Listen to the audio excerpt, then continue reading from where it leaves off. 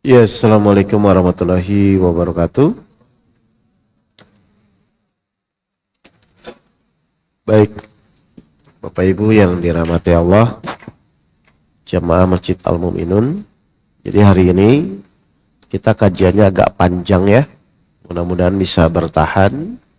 Tapi kalau yang tidak bisa ya nggak apa-apa. Kan jadi sekuatnya aja. Sebelum kita mulai, saya mohon kita berdoa sebentar. Membaca ta'awud, basmalah, sholawat Nabi dan baca umul kitab suratul Fatihah. Mari kita mulai bersama-sama. A'udzubillahi minasyaitonirrajim. Bismillahirrahmanirrahim. Allahumma sholli ala sayyidina Muhammad wa ala ali sayyidina Muhammad. Bismillahirrahmanirrahim. Alhamdulillahi rabbil alamin. Ar-Rahmanirrahim. Maliki yaumiddin. Iyyaka na'budu wa iyyaka nasta'in. Ihdinas siratal mustaqim. Siratal ladzina an'amta 'alaihim ghairil maghdubi 'alaihim waladdallin. Amin ya rabbal alamin. Ya alhamdulillahi rabbil alamin. Wassalatu wassalamu asrafil anbiya'i wal mursalin sayyidina maulana Muhammadin wa ala alihi washabihi ajmain, amma ba'du.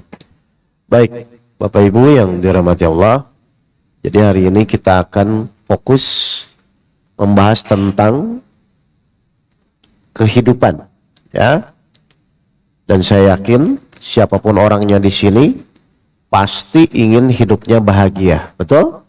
Nah, kalau kita menginginkan sesuatu, misalnya kita ingin hidup bahagia, berarti langkah yang kedua adalah bagaimana caranya agar kita bisa hidup bahagia.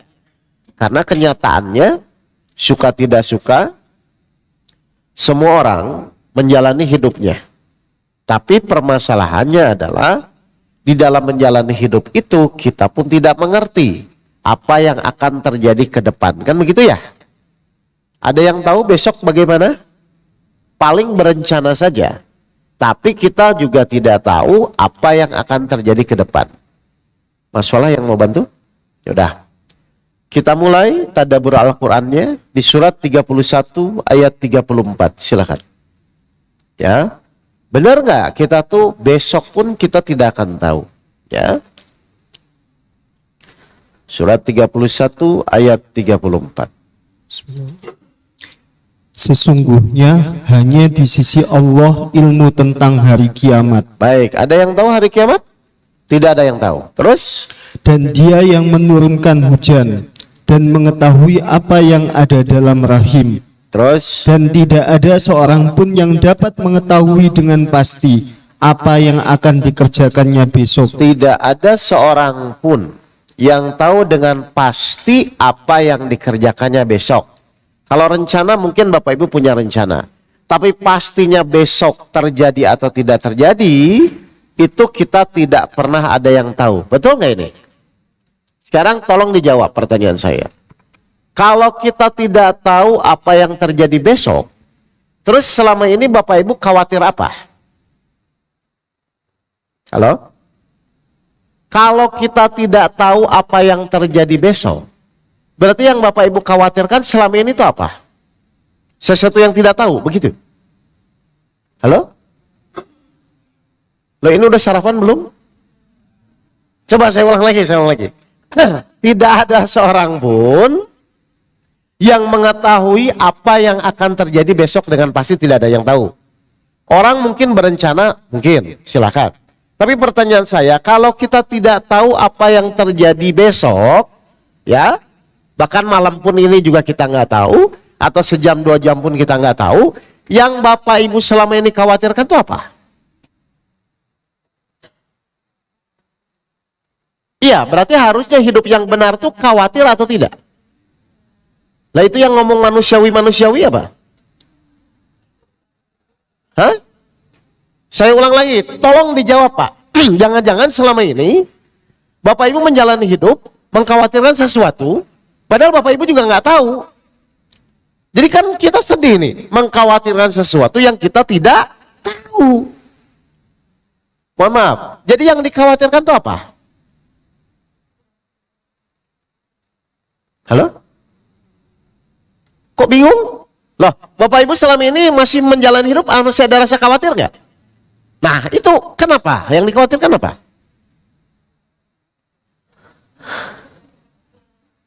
Nah, kan bingung sendiri kan?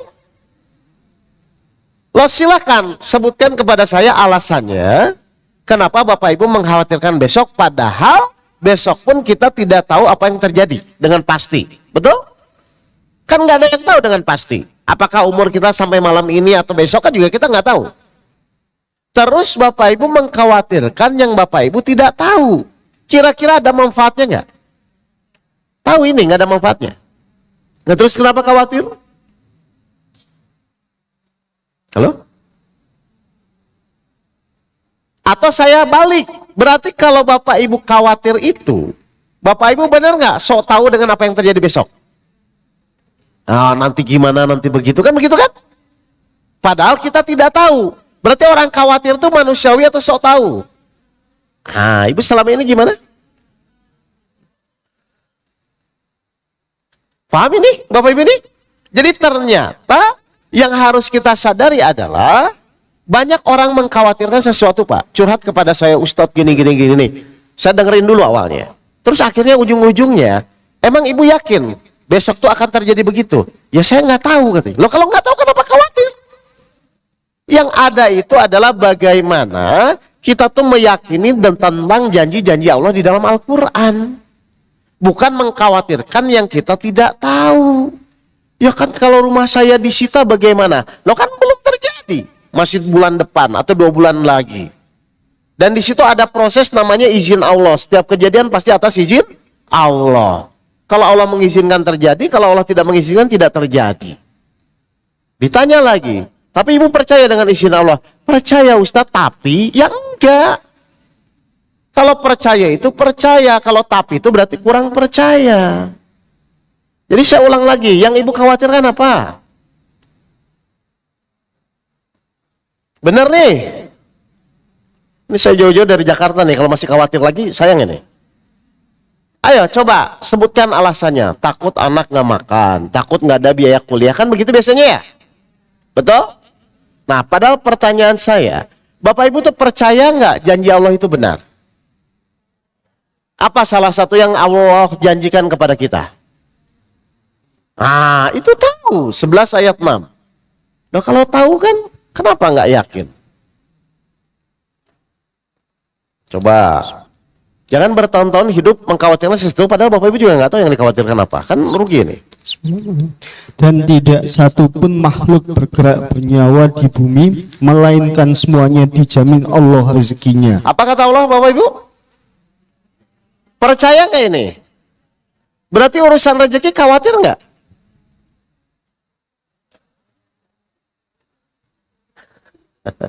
Tapi masih ada khawatir? Masih. Terus gimana caranya supaya yakin bahwa Allah tuh menjamin rezeki? Caranya gimana? Kalau misalnya Bapak Ibu kan sekarang masih khawatir, masih kurang yakin ya. Sekarang berarti pertanyaan besarnya, bagaimana caranya supaya Bapak Ibu ini yang nggak yakin dengan jaminan Allah, yang nggak yakin dengan janji Allah, biar kedepannya itu udah saya yakin dengan janji Allah menjamin rezeki. Karena kalau ini terus Bapak Ibu terus begitu, Bapak Ibu kurang yakin kepada Allah, nanti Bapak Ibu kena pasal hadis Allah sesuai praduga, prasangka, hambanya. Jadi sebenarnya yang masalah itu bukan masalah rezekinya. Yang jadi masalah itu keyakinan kita kepada janji Allah yang kurang yakin. Allah tahu nggak kalau kita tuh kurang yakin tuh, tahu nggak? Nah itu masalahnya. Jadi Bapak Ibu yakin nggak Allah tuh menjamin rezeki? Lah kalau yakin berarti tinggal dijalani atau dipikir-pikir. Ya sudah, Bapak Ibu ngerti di jalan itu apa? Ya jalan saja. Yang ikhtiar-ikhtiar, yang kerja-kerja, yang dagang-dagang, dengan keyakinan Allah pasti menjamin rezeki kita. Jadi sebenarnya masalahnya di mana sih Bapak dan Ibu? Keyakinan kurang. Baik, saya tanya balik. Yang membuat Bapak Ibu kurang yakin sama Allah ada nggak? Halo? Saya tanya balik. Yang membuat Bapak Ibu kurang yakin sama Allah ada nggak? Loh kok bingung lagi? Nggak ada nggak sifat Allah yang meragukan sehingga Bapak Ibu kurang yakin, ada nggak? Nggak ada. Nah kalau nggak ada kenapa nggak yakin-yakin? Nah kan jadi aneh, Bapak Ibu aja bingung sendiri. Ayo saya ulang. Bapak Ibu tadi saya bilang, oh kurang yakin, masalahnya kan gitu kan tadi kan kurang yakin. Ya saya tanya dong yang membuat Bapak Ibu kurang yakin sama Allah itu apa? Lah Bapak Ibu aja nggak jawab, nggak ada. Lah kalau nggak ada terus kenapa nggak yakin-yakin? Kan itu jadinya. Nah, iya kan? Ayo kita diskusi dulu ngaji nantilah. Ini kita diskusi dulu sebentar. Biar maksudnya tuh kita belajar bertahun-tahun, ngaji bertahun-tahun, betul nggak? Tapi hidup kita masih khawatir. Lah terus ilmu pengajian yang selama ini dipelajari buat apa? Kalau menjalani hidup masih khawatir terhadap masalah rezeki misalnya. Padahal rezeki sudah dijamin oleh Allah. Jadi yang membuat Bapak Ibu tidak yakin sama Allah ada nggak? Nggak ada. Berarti harusnya yang benar yakin atau ragu-ragu? Kalau sudah yakin tuh masih mikir nggak? Nah, berarti kalau tidak mikir lagi harusnya pusing atau enggak? Nah, Bapak Ibu masih pusing enggak?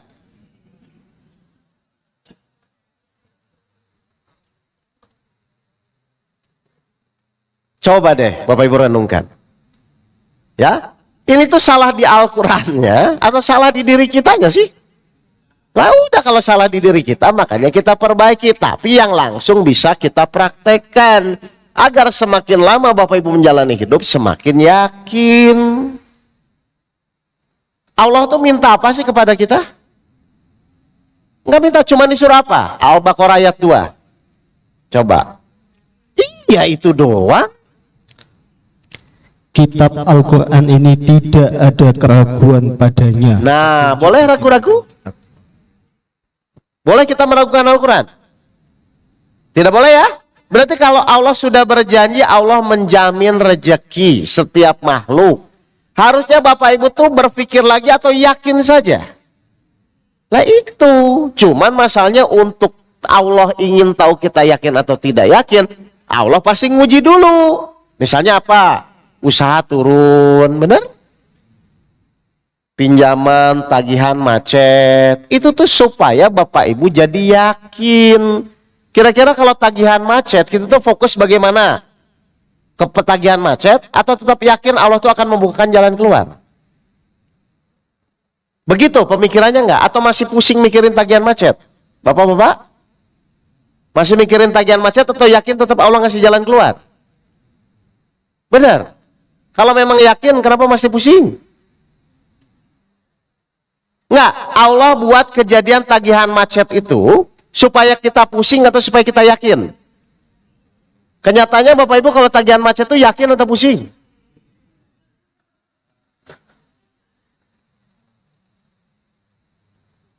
Silakan kalau mau yang bertanya langsung.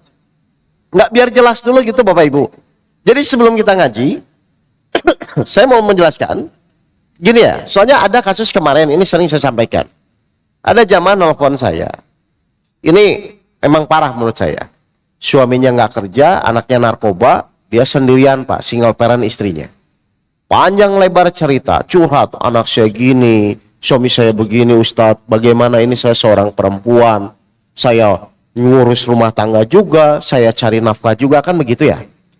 Bagaimana solusinya sedangkan Allah belum memberikan pertolongan kepada saya. Nah, saya cuma ngomong satu, stop Bu, saya bilang. Sebelum ibu cerita lanjut lagi, saya bilang. Saya kan udah dengerin setengah jam nih Bu, saya bilang. Sebelum ibu cerita lanjut lagi, saya cuma nanya, seyakin apa masalah yang ibu ceritakan itu tadi, bahwa ibu tuh yakin akan ditolong Allah?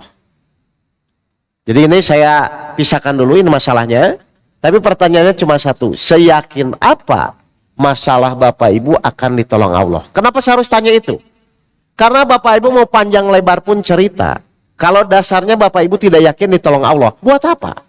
Karena Allah akan menyelesaikan permasalahan itu berdasarkan keyakinan Bapak dan Ibu, bukan berdasarkan jenis masalahnya. Kenapa? Kok Allah tuh akan menolong Bapak Ibu berdasarkan keyakinan bukan besar kecil masalahnya. Kenapa? Karena tujuan Allah ngasih masalah itu untuk meningkatkan keyakinan, bukan untuk pusing dengan masalahnya. Mohon maaf, selama ini Bapak Ibu ketika dikasih masalah oleh Allah, biasanya keyakinan meningkat atau pusing dengan masalahnya? Halo?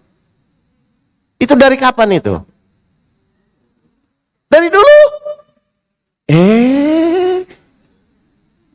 Loh kok? Bapak Ibu kayak bingung? Saya ulang. Yang terpenting itu besar kecil masalahnya atau keyakinan kita bakal ditolong Allah? Kok besar kecil dan keyakinan? Kalau Bapak Ibu punya masalah ditolong Allah, ada nggak masalah besar? Tidak ada. Ada nggak masalah kecil? Jadi masalah besar kecil itu karena apa? Karena apakah Allah mau menolong masalah kita atau tidak? Kan itu sebenarnya kuncinya, Pak. Jadi bukan masalahnya yang Bapak Ibu pusingkan. Yang menjadi pusing itu Bapak Ibu tuh layak nggak ditolong oleh Allah. Kan begitu kan? Allah tuh kira-kira nolong kepada orang yang yakin atau yang pusing. Nah Bapak Ibu kalau punya masalah yakin atau pusing? Tapi ingin ditolong Allah. Nah gimana rumusnya? Nah, kenapa Ibu mengatakan diri sendiri ya? Iya. Kok Ibu terus ya? Bapak ngetawain diri sendiri ya? Iya. Jadi saya ulang ya Bapak Ibu ya, jangan terjebak dengan jenis masalah. Masalah itu Bapak Ibu mau selesai hari ini pun akan datang yang lain kok. Tapi Bapak Ibu fokus tujuan Allah ngasih masalah itu untuk apa? Apakah supaya kita pusing dengan masalahnya? Atau kita supaya semakin yakin kepada Allah? Jawabannya nggak pakai paruh ayat pun Bapak Ibu bisa jawab, ayo. Kita dikasih masalah itu supaya kita yakin kepada Allah atau supaya pusing dengan masalahnya? Nah tahu ini, tahu. Sekarang. Nah ini loh Bapak Ibu. Saya tuh kadang-kadang melihat sedih ya. Maksudnya tuh, ayo kita belajar tapi kok kayaknya semakin banyak masalah Bapak Ibu malah terjebak ke arah masalahnya. Bukan kepada keyakinan Allah akan menolong masalah kita. Pertanyaan kedua. Memang yang akan nanti menyelesaikan masalah itu siapa? Nah kalau memang Allah yang menyelesaikan, Bapak Ibu pusingnya pusing apa? Halo? Saya ulang lagi. Coba. Ayo, memang yang akan menyelesaikan masalah itu siapa? Tahu ini? Atau gini. Masalah selesai itu, ya. Masalah selesai itu tuh karena kemampuan ikhtiar kita atau karena pertolongan Allah. Setuju? Berarti sebenarnya kalau Bapak Ibu renungkan, memang yang akan menyelesaikan masalah itu ujung-ujungnya siapa? Setuju ini? Lah, Bapak Ibu tahu yang akan menyelesaikan masalah Allah itu tahu? Lah kalau tahu, terus Bapak Ibu kenapa pusing? Kenapa? Tapi yang menyelesaikan siapa Pak? Allah. Bapak Ibu tahu? Loh. Nah kan? Nggak, coba. Diperhatikan dulu ya. Ini maksudnya tuh benang merahnya gitu loh Pak. Bapak Ibu tahu Allah. Ya udah saya baca ayatnya dulu ya. Surat 3 ayat 160. Ya. Nggak, biar Bapak Ibu ngerti dulu polanya. Jadi pas ada masalah tuh lihat dulu aturannya gitu loh. Surat 3 ayat 160. Jika Allah menolong kamu, maka tidak ada yang dapat mengalahkan kamu. Terus? Tetapi jika Allah membiarkan kamu, maka siapa yang dapat menolongmu setelah itu? Nah, jadi sebenarnya permasalahan Bapak Ibu selesai itu karena kemampuan ikhtiar Bapak Ibu atau karena pertolongan Allah? Jadi nanti yang menyelesaikan masalah siapa? Tahu ini. Nah kalau tahu yang dipusingkan apa?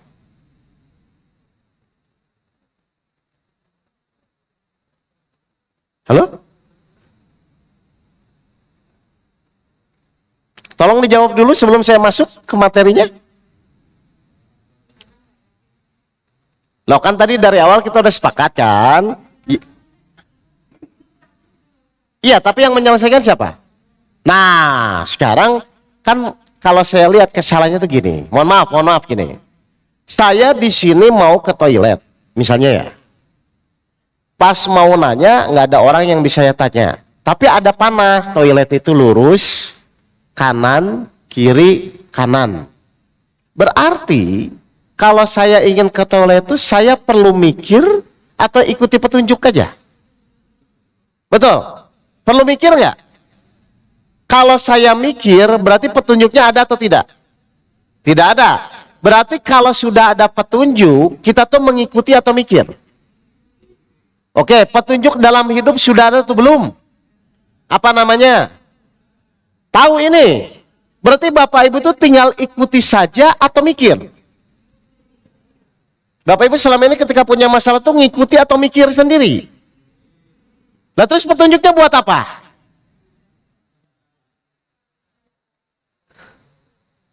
Loh, fungsinya petunjuk itu untuk dipikirkan atau diikuti? Kalau dipikirkan namanya teka-teki, Pak. Jadi kalau petunjuknya sudah ada lurus, belok kanan, belok kiri, ya ikuti saja. Nah di dalam Al-Quran, ada nggak petunjuk untuk menyelesaikan masalah? Ada. Berarti Bapak Ibu tuh tinggal ikuti aja atau mikir sendiri. Sudah begitu belum? Kalau sambil mikir ngapain ikuti petunjuk? Kayak tadi saya dari Gresik mau ke sini, kan saya nggak tahu tuh Pak. Buka Google Map saja. Lah saya ikuti aja Google Map kan. Atau pas Google Map belok kanan, kayaknya ke kiri atau begitu. Loh, fungsinya Allah ngasih petunjuk tuh biar Bapak Ibu nggak kebanyakan mikir. Jadi kalau sudah ada petunjuk, masih mikir atau ikuti saja? Lah ikuti saja. Nah sesederhana itu loh Bapak Ibu. Atau Bapak Ibu kalau nggak rumit, nggak sip begitu? Hah? Coba surat Al-Baqarah ayat 38. Kan disuruh ngikuti. Coba. Nah ini sambil nanti kalau ada yang mau nanya langsung ya, biar jelas ya. Kami berfirman, turunlah kamu semua dari surga. Terus? Kemudian jika benar-benar datang petunjukku kepadamu, maka barang siapa mengikuti petunjukku, Barang siapa mengikuti petunjukku. Apa petunjuk Allah? Al-Quran. Terus? tidak ada rasa takut pada mereka dan mereka tidak bersedih hati. Kenapa mereka tidak ada rasa takut dan bersedih itu kenapa Bu? Karena konsentrasi dia mengikuti petunjuk, bukan memikirkan masalahnya. Kan tinggal diikuti. Oh sekarang apa dulu? Oh langkah kedua apa? Langkah ketiga apa? Langkah keempat apa? Langkah kelima apa? Kan tinggal ngikuti Bapak Ibu. Adanya langkah 10, benar nggak diawali dari langkah 1? Betul? Nah terus kalau ingin ke langkah 10 langsung ke 10 atau lewat langkah 2? Nah manusia tuh lucu, dikasih masalah langsung mikir apa? Kalau dikasih masalah langsung mikir apa? Itu tuh nomor 10 Bu. Ini pikirin dulu 1, 2, 3, 4, 5, 6, 7-nya. Loh jadi selama ini kalau punya masalah langsung mikir jalan keluar. Padahal yang ngasih jalan keluar siapa? Nah kenapa ikut mikir? Bingung.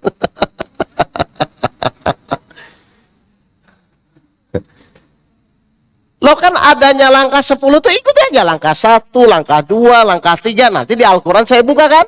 Langkah pertama ketika orang dikasih masalah apa? 1. Langkah keduanya 2, 3, 4, 5. Terus selesai masalahnya karena ditolong Allah. Kan gitu aja. Jadi hidup kita tuh untuk memikirkan masalah atau mengikuti petunjuk. Makanya Al-Quran itu fungsinya pedoman, petunjuk. Loh jadi Bapak Ibu selama ini kalau dikasih masalah tuh mikir sendiri atau ngikuti petunjuk? Mikir sendiri. Apa mau buat petunjuk baru begitu? Ayo. Halo Pak, Bu. Jadi sebenarnya kalau kita punya masalah ngikuti petunjuk selesai ya? Selesai janji Allah begitu. Tapi kalau mikir sendiri belum tentu selesai. Belum tentu Pak. Pusing iya, selesai belum tentu. Jadi tugas kita tuh ternyata dari dulu tuh sampai sekarang kata Allah mengikuti petunjuk. Tinggal bagaimana caranya, langkah demi langkahnya. Oke, masalah apapun ujung-ujungnya pasti ditolong Allah kan? Berarti kata kuncinya saat menjalani masalah kita harus melayakkan diri agar ditolong oleh Allah. Allah tuh akan nolong kepada orang yang mengeluh atau bersyukur. Bapak Ibu ketika punya masalah mengeluh atau bersyukur? Tapi ingin ditolong Allah. Halo? Gimana nih? Pernah punya masalah bersyukur atau mengeluh? Selalu mengeluh. Padahal mau mengeluh mau bersyukur tetap harus menjalani nggak masalahnya? Nah, tapi Allah akan menolong yang diprioritaskan orang yang bersyukur dulu. Nah, saya takutnya Bapak Ibu dari dulu pas punya masalah selalu mengeluh. Misalnya apa? Suami galak, anak nakal. Ibu ketika suami galak, anak nakal itu alhamdulillah atau mengeluh?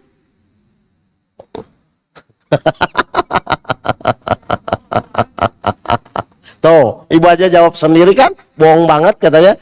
Nah, berarti kan dilakukan dari dulu begitu. Jelas nggak ini Bapak dan Ibu? Jadi kita bahas yang sederhana-sederhana saja ya. Jadi kalau sudah ada petunjuk itu dipikirkan atau diikuti? Berarti sekarang bagaimana caranya saat Allah menguji kita, kita langkah demi langkah mengikuti apa kata Al-Quran. Kan begitu kan? Siap ini? Baik. Jam 9. Ada break nggak Pak?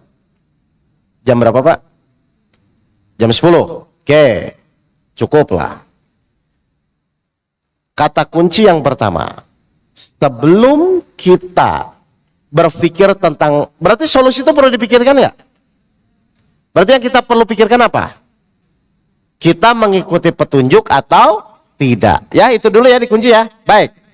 Ketika Bapak Ibu diuji apapun oleh Allah, apa yang pertama harus Bapak Ibu lakukan? Ketika pertama kali Ibu dapat ujian, pukulan pertama, misalnya tiba-tiba Ibu ditipu orang, Bapak misalnya tiba-tiba proyek gagal, apa yang pertama harus dilakukan?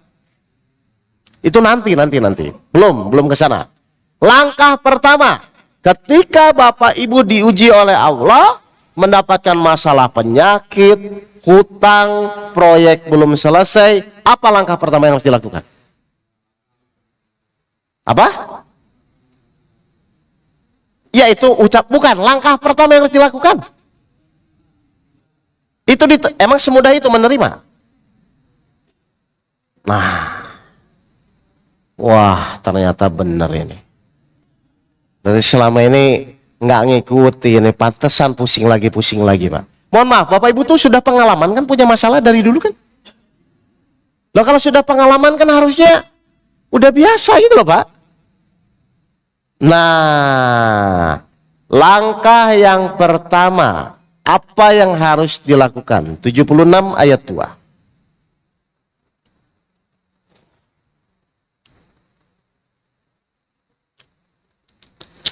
Sungguh kami telah menciptakan manusia dari setetes mani yang bercampur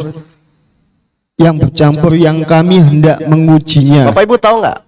Sebelum kita lahir di muka bumi ini, kita masih dalam proses tetes mani yang bercampur. 76 ayat 2.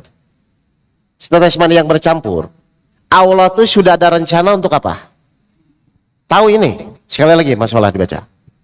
Ini Bapak Ibu harus sadar dulu di sini. Sungguh kami telah menciptakan manusia dari setetes mani yang bercampur yang kami hendak mengujinya dengan perintah dan larangan. Jadi Bapak Ibu tahu nggak? Manusia itu sebelum kita lahir ke muka bumi ini pun pasti akan diuji. Ini janji Allah atau bukan? Jadi setiap manusia yang lahir di muka bumi ini, siapapun orangnya, pasti akan diuji. Bapak Ibu tahu nggak pasti akan diuji? Tahu? Lah kalau tahu, harusnya kaget atau biasa saja?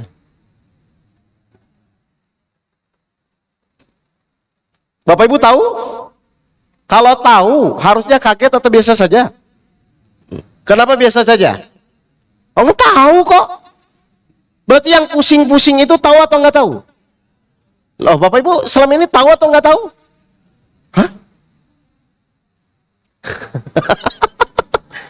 Sudah sedewasa ini nggak tahu?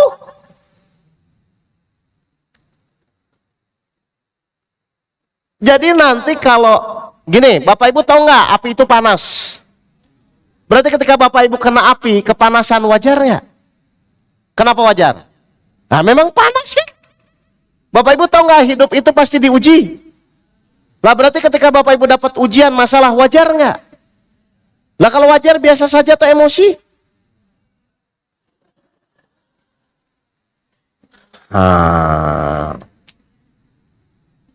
Aduh.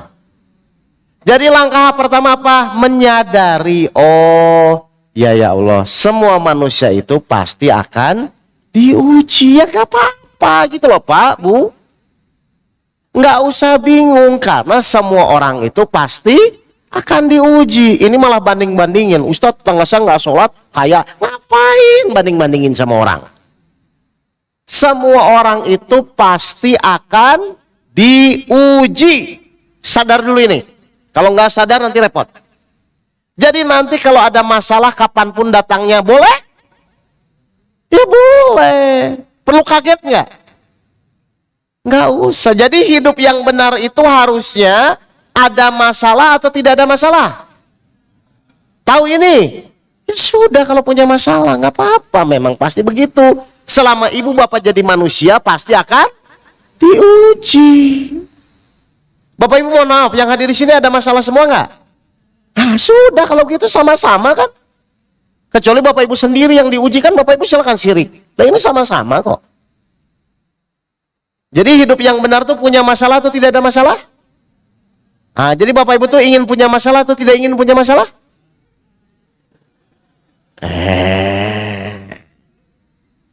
Hah? Nggak, saya ingin menyadarkan dulu gitu. Jadi nanti kalau ada masalah, ya memang nggak apa-apa. Memang itu kita hidup. Kenapa masih pusing? Petunjuknya ada, Al-Quran ada, tinggal diikuti aja kan? Bapak Ibu percaya nggak Al-Quran itu solusi hidup? Kalau percaya berarti sebenarnya untuk menyelesaikan masalah mudah atau sulit? Mudah, tenang saja, tinggal bagaimana caranya di Al-Quran kan? Jadi perlu takut nggak dengan masalah? Kenapa? Karena mudah. Oh, Ustadz ngomong doang. Loh kan saya udah cerita, saya juga dulu bermasalah kok. Hutang 2,5 miliar, istri mau cerai, saya akan dipenjara. 2,5 bulan selesai. Kenapa? Al-Quran solusi hidup. Tenang saja Pak, yang punya masalah utang sama kok dengan saya. Yang punya masalah rumah tangga sama dengan saya juga. Yang urusan hukum saya juga pernah. Jadi tenang saja ya Bapak Ibu ya. Karena semua masalah itu memang janji Allah kepada manusia. Sebelum kita lahir pun Allah kasih masalah atau ujian. Kira-kira niat Allah ngasih masalah tuh baik atau tidak baik? Loh kalau baik harusnya diterima baik-baik atau tidak mau? Halo? Bingung lah. Allah ngasih ujian tuh niatnya baik atau enggak? Loh kalau baik harusnya diterima baik-baik atau emosi? Ya sudah, berarti ngomong apa kalau diterima baik-baik? Alhamdulillah. Sudah begitu.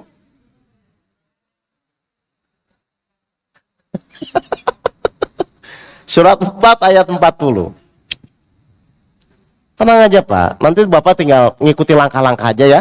Insya Allah ini sampai siang bisa lah, saya kupas langkah demi langkahnya bisa. Tenang aja Bu ya.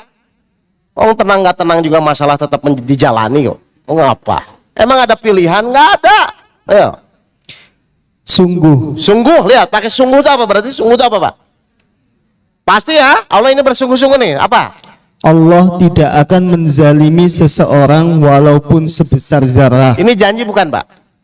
Janjinya apa? Yakin nggak ini? Berarti sebenarnya logikanya ada nggak manusia menderita? Berarti kalau sekarang masih ada orang menderita, salahnya sendiri atau salahnya Allah? Ibu dari dulu salah atau benar? Ya kalau ujiannya 10 minimal salah 3 lah Bu, jangan salah 7 gitu loh, benar 3. Ya jadi Ingat, Allah memberikan ujian, memberikan permasalahan, satu sudah dalam rencananya. Paham ini Bapak Ibu nih? Yang kedua, tapi tujuan Allah ngasih ujian pun tidak ada sedikit pun niat menzolimi kita. Berarti sebenarnya ujian itu ya bermanfaat atau tidak bermanfaat? Untuk apa? Bermanfaatnya itu untuk apa? Ujian itu manfaatnya untuk apa? Meningkatkan keimanan. Tahu ini semua tahu. Bapak Ibu hidup ingin meningkat imannya atau menurun? Berarti butuh apa? Nah, namanya orang butuh dikasih. Kira-kira senang atau emosi? Jadi Bapak Ibu senang dikasih masalah?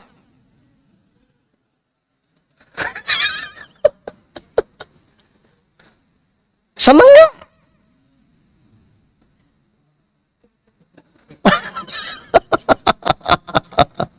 Loh, katanya ujian bermanfaat untuk meningkatkan keimanan. Ya berarti semakin banyak ujian, kesempatan Bapak Ibu untuk meningkat semakin cepat.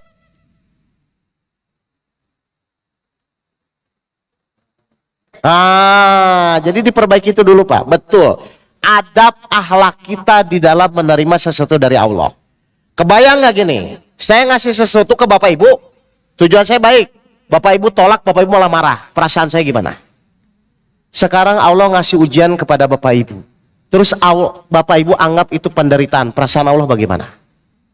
Sudah berapa lama Bapak Ibu begitu sama Allah?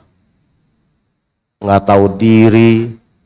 Kan Allah tujuannya baik ngasih ujian, masalah kepada kita.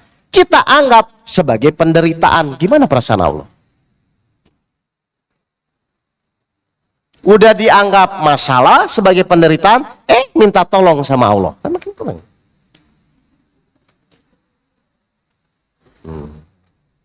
Jadi langkah yang pertama apa Bapak Ibu? Menyadari bahwa semua manusia itu pasti akan ada masalah. Nggak apa-apa. Udah.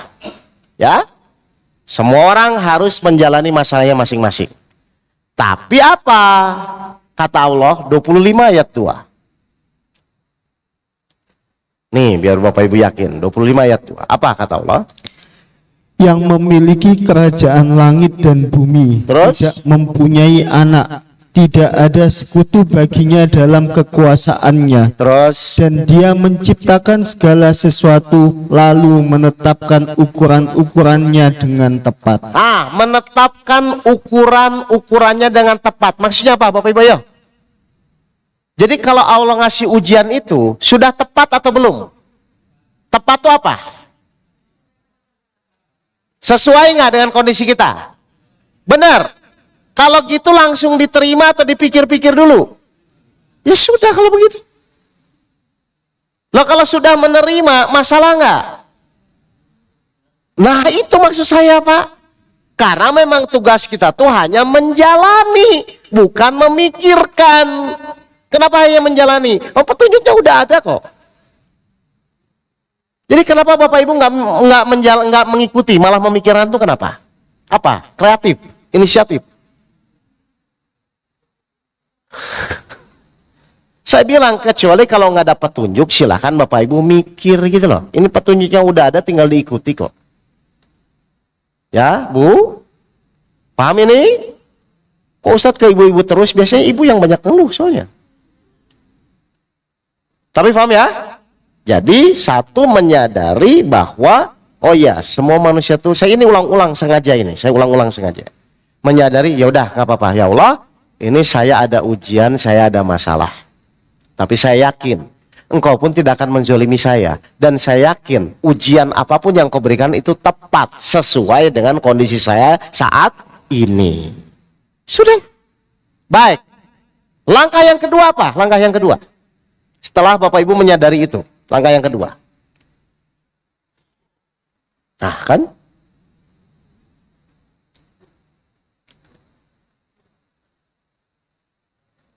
Nanti itu langkah berikutnya itu. Nanti belum. Langkah yang kedua apa? Setelah Bapak Ibu menyadari. Bukan disuruh ikhtiar, masa udah pasrah. 16 ayat 104. Ini dipegang ya Bapak Ibu ya. Ada beberapa ayat yang saya kupas. Sesungguhnya orang yang tidak beriman kepada ayat-ayat Allah, 16 ayat 104, orang yang tidak yakin kepada ayat-ayat Allah, janji-janji Allah di dalam Al-Quran, apa yang Allah lakukan? Allah tidak akan memberi petunjuk kepada mereka. Jadi Bapak Ibu pas pertama kali dikasih masalah pusing, kira-kira dapat petunjuk gak? Di situ gagalnya sebenarnya. Bukan di masalahnya. Kalau masalah itu dijamin kok jalan keluarnya. Jadi setan itu tahu manusia itu kalau dikasih masalah pasti ujung-ujungnya apa? Pusing. Dari dulu itu? Dari dulu dirubah ya. Jadi setan itu tahu kalau Bapak Ibu dikasih masalah pasti ujung-ujungnya pusing. Kalau sudah pusing, percaya nggak kepada ayat-ayat Allah? Maka ketika tidak percaya, maka Allah bilang Allah tidak akan memberi petunjuk. Bagaimana kita menjalani ikhtiar kalau tidak mendapatkan petunjuk? Pusing atau bingung? Pisung atau tenang? Bagaimana kita bisa ikhtiar kalau kita tidak mendapatkan petunjuk? Nah, di sini awalnya Pak Bu. Jadi meskipun udah sholat, udah ngaji, tapi karena dari awal Bapak Ibu sudah ragu, sudah pusing dengan masalahnya, akhirnya Bapak Ibu kurang yakin kepada ayat-ayat Allah. Di situ masalahnya. Jadi langkah yang kedua apa? Setelah menyadari bahwa semua masalah orang manusia itu semua punya masalah, yakin bahwa Allah akan membimbing Bapak Ibu dan memberi petunjuk. Tadi untuk yakin kepada Allah perlu proses nggak? Untuk yakin kepada Allah perlu proses? Perlu. Berapa lama? Untuk yakin kalau menjalani ujiannya perlu proses. Untuk yakin kepada Allah nggak usah lah, kan kita udah yakin sama Allah kan. Iya. Jadi langkah yang kedua apa? Yakin bahwa janji Allah itu benar. Apa salah satu janji Allah? Sering saya sampaikan 94 ayat 5 dan ayat 6.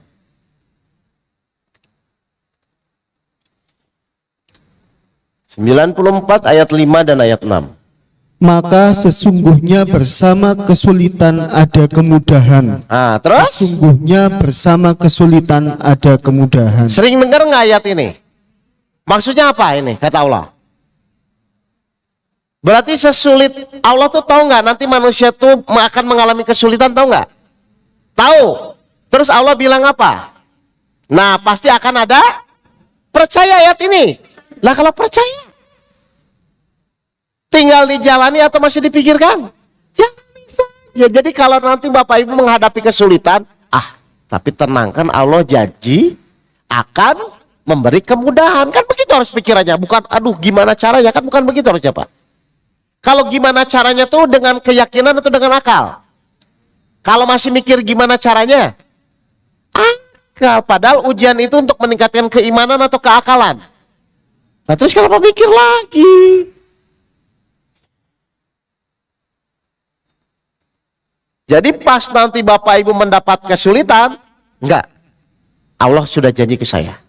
Karena Allah bilang di dalam Al-Quran, bersama kesulitan akan ada kemudian. Saya yakin ya Allah, Engkau pasti maha menepati janjinya. Dipakai ya Pak ayat-ayatnya Pak ya, untuk menjalani hidup ya. Nanti Bapak Ibu kalau, jadi kita tuh akan dapat kesulitan kan nanti? Menurut ayat ini akan dapat kesulitan kan? Tapi Allah janji apa? Sudah ada ayatnya. Ini ayat ini didengar dari kapan Bapak Ibu?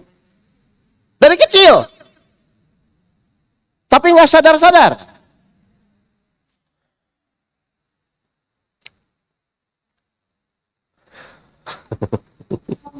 Silakan. Kan saya bilang silakan ya potong.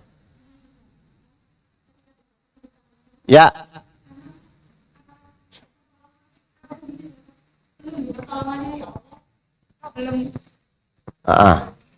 Kok belum ditolong ya Allah gitu. Tapi sambil mendidik hati ya Allah, inna ma'al usri yusra gitu, tapi sama gemeteran ya Allah, pertolonganmu kapan datang begitu Ustaz. Belum ke sana. Ini masih Oh, gitu. langkah kedua. Ini kan belum, kan nanti di langkah sampai langkah 5. Ini masih langkah kedua. Jadi kan tadi saya bilang langkah pertama menyadari dulu bahwa semua manusia itu pasti punya masalah. Langkah yang kedua tuh yakin. Berarti sudah ikhtiar belum? Belum, masih yakin dulu.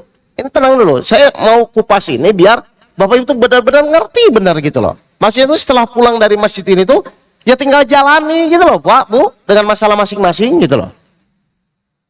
Jadi pertanyaan saya, untuk yakin tuh perlu latihan, perlu proses atau tidak? Enggak lah, kan kita udah yakin sama Allah dari dulu kan? Ya. Dan kalau saya tanya pun Bapak Ibu nggak mungkin kau bilang nggak yakin sama Allah, ayo. Pasti Bapak Ibu bilang yakinnya. Nah, kalau yakin tuh cuman mulut saja atau nanti diuji oleh Allah. Nah, dalam rangka menguji keyakinan kita disuruh menjalani ujian. Tujuannya itu begitu Bapak dan Ibu. Tapi yakin dulu ya. Jadi yakin, satu, tidak akan menzolimi hambanya. Dua, Allah bilang bersama kesulitan akan ada kemudahan. Maksudnya tuh sudah tenang saja.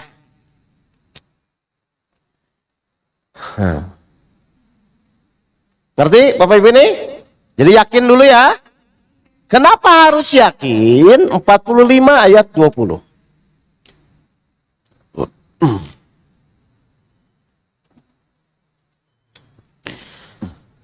Al-Quran ini adalah pedoman bagi manusia, Baik, terus? petunjuk dan rahmat bagi kaum yang meyakini. Petunjuknya untuk siapa? Yang meyakini ternyata. Bapak Ibu tuh tahu nggak sih yakin tuh apa sih? Yakin tuh? Percaya. Percaya itu apa sih? Percaya apa? Sepenuh hati. Berarti masih berpikir atau tidak? Nah itu cirinya. Berarti kalau Bapak Ibu masih berpikir, percaya nggak? Nah sudah, Bapak Ibu bisa evaluasi dirinya. Kalau masih nanya kapan masalah saya ditolong Allah, itu percaya nggak sih? Tidak. Padahal manusia tuh nggak usah disuruh mikirin hasil, tapi mengikuti langkah demi langkah, petunjuk demi petunjuk, gitu loh Bapak Ibu.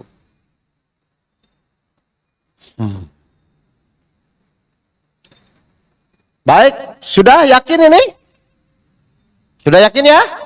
Nah, mari sekarang. Bagaimana pas pukulan pertama itu kita bisa semakin yakin, lalu kita bisa menjalani masalah itu dengan kebahagiaan. Kalau Bapak Ibu menjalani masalah tapi hati Bapak Ibu bahagia, masalah enggak? Enggak masalah. Tapi meskipun tidak ada masalah, kalau hati Bapak Ibu tidak bahagia, masalah enggak? Jadi masalah itu karena masalahnya atau karena hati kita tidak bahagia? Sekarang pertanyaan saya, mungkin nggak orang banyak masalah tapi bahagia?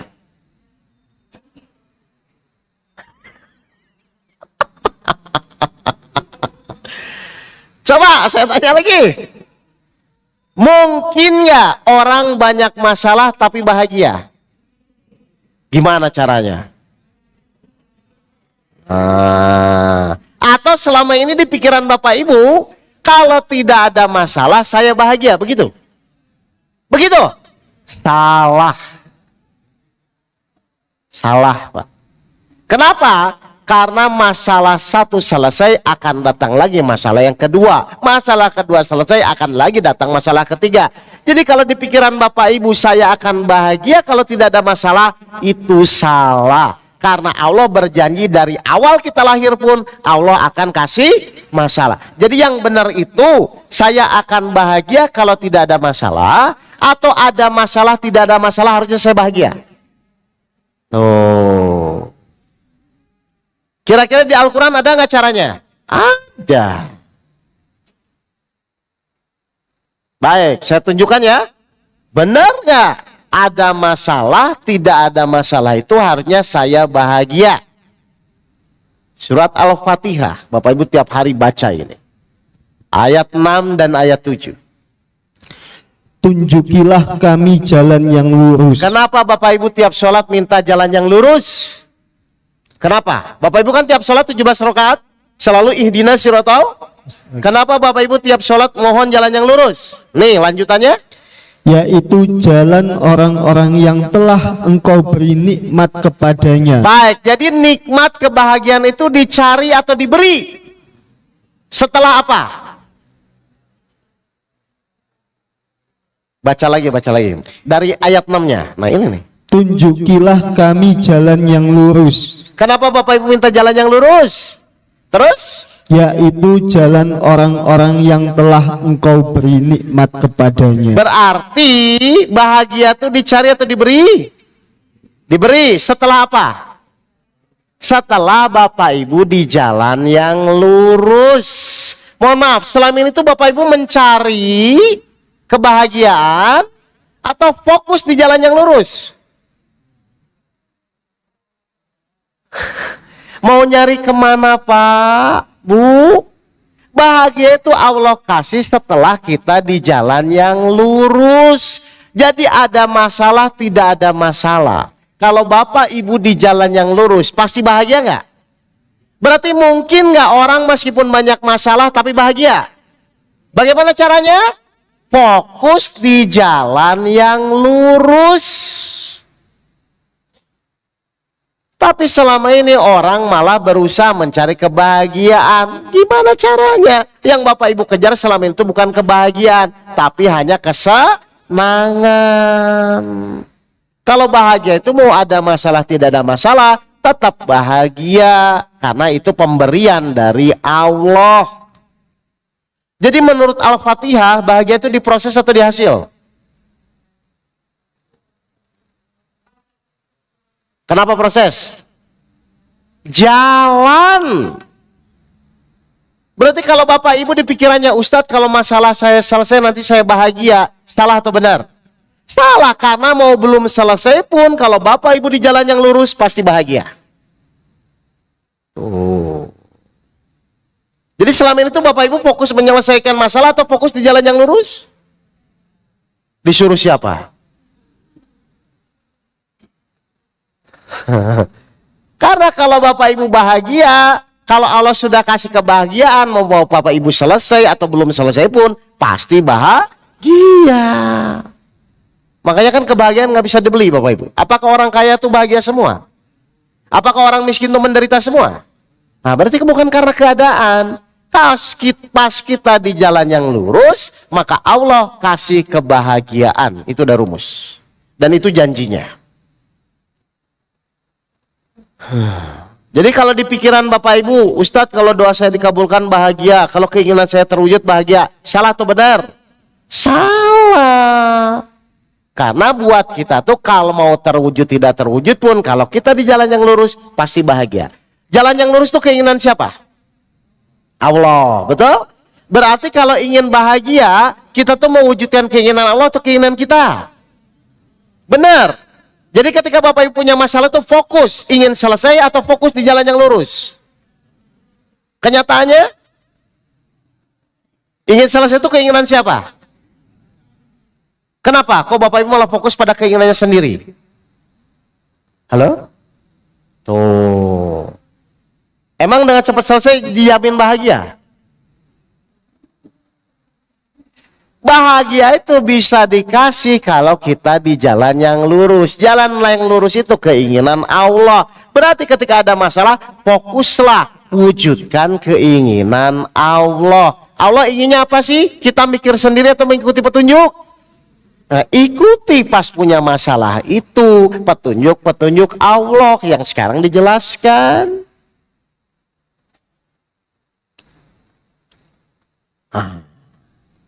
Kepada diam, ngelamun. Salah ya. Jadi yang ibu kejar ini selama ini itu cuman kesenangan, bukan kebahagiaan. Saya senang kalau masalah selesai, tapi nanti ada masalah lagi, pusing lagi. Kejar lagi kan, ingin menyelesaikan masalah kan? Terus datang lagi, selesai datang lagi. Tapi kalau di jalan yang lurus itu Pak, terus aja istiqomah. Ada masalah, jalan yang lurus, Allah selesaikan. Ada masalah, jalan yang lurus, Allah selesaikan. Tapi hati tetap bahagia. Mohon maaf, bukankah cita-cita Bapak Ibu semua di sini bahagia dunia dan akhirat? Nah, berarti langkah yang pertama apa? Pernah nggak kepikiran langkah pertama di jalan yang lurus? Atau ingin mewujudkan keinginannya? Oh.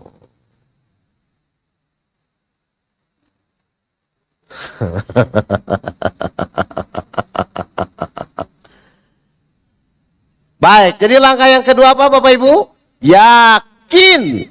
kepada janji-janji Allah di dalam Al-Quran. Salah satu janjinya Allah menolong. Jelas Bapak Ibu ini? Nah, baru setelah yakin apa Pak? Supaya dibimbing Pak?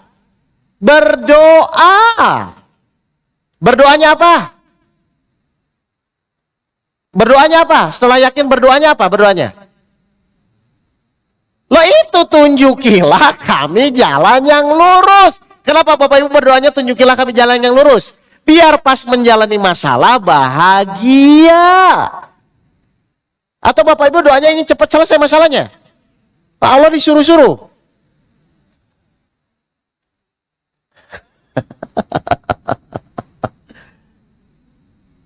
Loh Bapak Ibu tuh doanya sama dengan doa Bapak Ibu pas sholat. Setelah yakin berdoa sama Allah, ya Allah tunjukilah saya jalan yang lurus. Kenapa? Biar pas menjalani masalah saya bahagia. Kalau Bapak Ibu dikasih kebahagiaan saat menjalani masalah, masalah enggak? Tidak. Makanya ikuti Al-Qur'annya. Loh berarti Al-Fatihah cuma dibaca aja selama ini.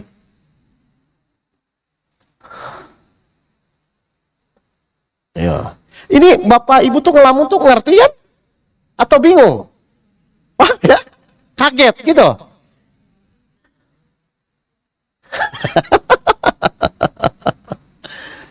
Jadi Bapak Ibu berdoanya apa? Tunjukilah kami ya Allah di jalan yang lurus. Biar apa? Pas menjalani masalah itu bahagia. Atau doanya minta cepat selesai. Hah? Waduh, 21 ayat 37. Saya ini jadinya nih.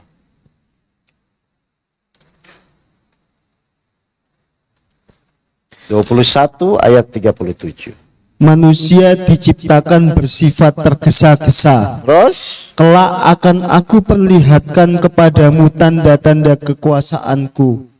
Maka janganlah kamu meminta aku menyegerakannya. Jadi manusia diciptakan apa dulu? Tergesa-gesa itu sifat yang baik atau tidak Pak? Atau siapa terus dipakai? Manusia diciptakan bersifat tergesa-gesa. Terus Mas Fala lanjut lagi, diulang lagi. Sudah. Tadi surat 21 ayat 37.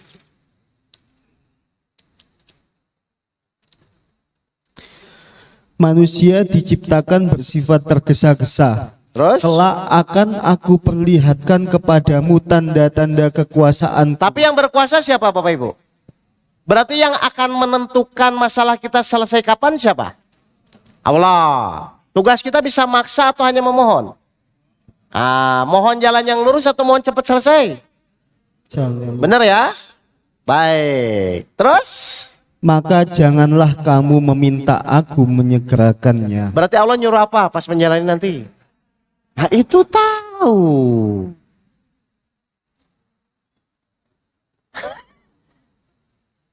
Pertanyaan saya, sabar itu bahagia atau sesak napas? Harusnya sabar yang benar tuh bahagia. Kenapa sabar yang benar tuh bahagia? Innallaha ma'a, Allah bersama orang-orang yang sabar. Tinggal sekarang Bapak Ibu tanya caranya bagaimana supaya sabar saya bahagia, kan begitu kan? Karena kenyataannya biasanya orang sabar itu seakan-akan menderita kan? Itu tuh bukan sabar Pak. Kalau Bapak Ibu sabar masih menderita itu bukan sabar namanya. Paham ya Bapak Ibu ya? Jadi mohon di jalan yang lurus dan saat menjalaninya harus dengan sabar. Kenapa sih Allah nyuruh sabar Bapak Ibu? Bingung lagi nih. Kenapa Allah nyuruh sabar? Halo Bapak Ibu? Iya kan manusia tergesa-gesa, makanya kan Allah nyuruh sabar ya. Berarti kan di sini ada perbaikan nggak? Dari yang tergesa-gesa, berarti ada proses harus menjadi sabar. Berarti kan di sini ada peningkatan kan? Harusnya kan Pak, Bu? Jadi salah satu fungsi ujian itu untuk membuat kita apa? Nah sekarang pertanyaan saya makanya, kenapa kok Allah nyuruh sabar? 25 ayat 75. 25 ayat 75. mereka itu akan diberi balasan dengan tempat yang tinggi dalam surga atas kesabaran mereka. Kenapa Allah nyuruh sabar? Dikasih paling tinggi di mana, Pak? Bapak Ibu cita-cita ingin masuk surga nggak sih? Berarti sabar tuh akhir tujuan utama atau bukan tujuan utama? Berarti sabar itu tujuan utama atau tujuan kedua? Benar. Selama ini Bapak Ibu ketika diuji, tujuan utama tuh ingin cepat selesai atau ingin sabar?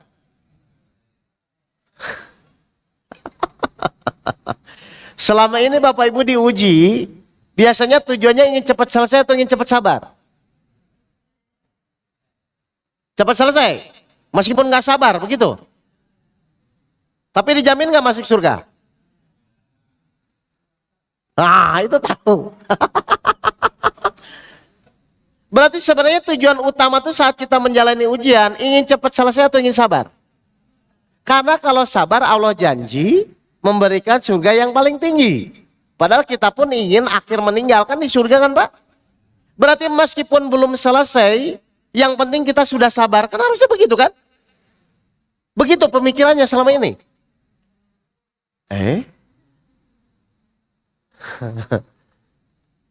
Yo, bingung kan sekarang kan?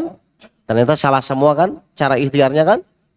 Baik, jadi saat menjalani ikhtiar itu, langkah yang ketiga apa Bapak Ibu? Berdoa. Dengan apa berdoanya? Dengan kesabaran. Kalau Bapak Ibu sudah sabar, kira-kira masih ada masalah nggak? Kalau sudah sabar, loh, kalau sudah sabar, masalah itu merasa masih masalah bukan? Bukan. Berarti kalau sekarang Bapak Ibu merasa masih bermasalah, pasti belum.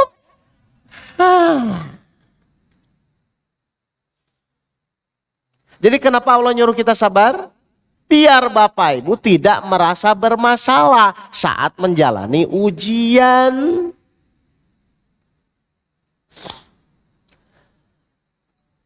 Tuh. Jadi Allah nyuruh sabar tuh biar Bapak Ibu apa? Tidak merasa bermasalah. Nggak usah nanya lagi kapan masalah itu selesai karena sudah sabar. Kira-kira bahagia atau menderita biasanya sabar itu? Dasarnya apa? Orang sabar itu bersama Allah. Kok bersama Allah menderita? Jadi mungkin nggak orang sabar ngomong, saya tuh kurang sabar apalagi Ustadz? Mungkin nggak? Enggak.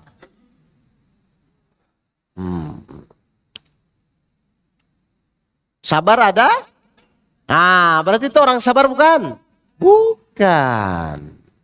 Karena sabar itu bersama Allah dan orang sabar pasti bahagia. Gimana caranya sabar selama ini? Gimana caranya selama ini sabar? Wah, lupa ini, Pak. Bagaimana caranya? Mengetahui kalau semua kejadian baik. 64 ayat 11. Ini langkah keempat. Setelah berdoa dengan sabar, menjalani dengan sabar, nanti baru ikhtiarnya bagaimana? Tidak ada suatu musibah yang menimpa seseorang kecuali dengan izin Allah. Baik, maksudnya apa ini Bapak Ibu? Semua kejadian yang menimpa kita atas izin Allah. Berarti kejadiannya dulu atau izin Allah dulu? Kejadian dulu atau izin Allah dulu? Izin Allah. Allah mengizinkan kejadian itu, maksudnya Allah ingin izinnya dihormati atau tidak? Kalau ingin dihormati harusnya diterima atau tidak? Berarti selama ini ibu melihat kejadiannya, melihat masalahnya atau melihat izinnya? Melihat kejadiannya selama ini. Berarti nggak menghormati izin Allah. Halo? Saya ulang. Berarti yang ada tuh kejadiannya dulu atau izin Allah dulu? Izin Allah dulu ya. Berarti yang ibu lihat harusnya kejadiannya atau izin Allah? Kalau yang dilihat izin Allah harusnya diterima atau marah-marah? Benar. Terima ngomongnya apa? Berarti ketika proyek gagal, hutang belum lunas.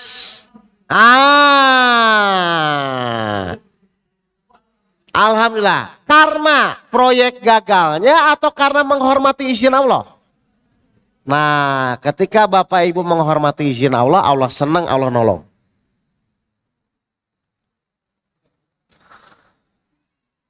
Tapi kalau Bapak Ibu masih lihat kejadiannya, Bapak Ibu akan bisa. Ya, benar nggak? Ketika kita menghormati izin Allah dengan iman kita, Allah senang. Coba Mas Wala. Tidak ada suatu musibah pun, 64 ayat 11 tadi. Tidak ada suatu musibah yang menimpa seseorang kecuali dengan izin Allah. Terus? Dan barang siapa beriman kepada Allah, niscaya Allah akan memberi petunjuk kepada hatinya. Oh, jadi nanti kita ikhtiar itu mikir sendiri atau mengikuti petunjuk? Setelah kita menghormati izin Allah atau melihat kejadian? Menghormati izin Allah. Jadi ketika nanti bapak dimaki-maki istri, ngomongnya apa? Ngelihat istrinya atau ngelihat izin Allah? Ya Allah, karena Engkau mengizinkan saya terima. Nah, tapi dalam hati ya. Paham ini? Jadi langkah yang keempat ya. Bahwa nanti setiap kejadian yang menimpa kita fokus kepada izin Allah, bukan fokus pada penyelesaian masalah. Supaya apa? Supaya Bapak Ibu mendapatkan petunjuk bersama Allah, insya Allah beres. Paham ini langkah yang keberapa ini? Keempat ya. Baik, langkah yang kelima. Tapi kita wajib ikhtiar nggak atau hanya menerima saja? Wajib. Bagaimana caranya? Sesuai Al-Quran. Bagaimana caranya? Kan udah menerima, udah berdoa. Tapi kan kita tetap ikhtiar kan? Yang sakit tetap ke dokter. Yang misalnya punya hutang tetap berusaha lunasi. Tapi ikhtiarnya bagaimana menurut Al-Quran? Jangan-jangan nggak paham juga nih. Ya itu kan tetap dijalani. Nggak, ini saat menjalani ikhtiar ini. Ini penting sekali Bapak Ibu.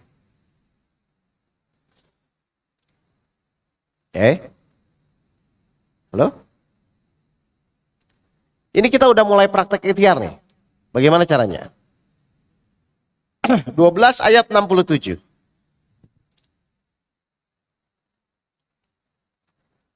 Surat 12 ayat 67.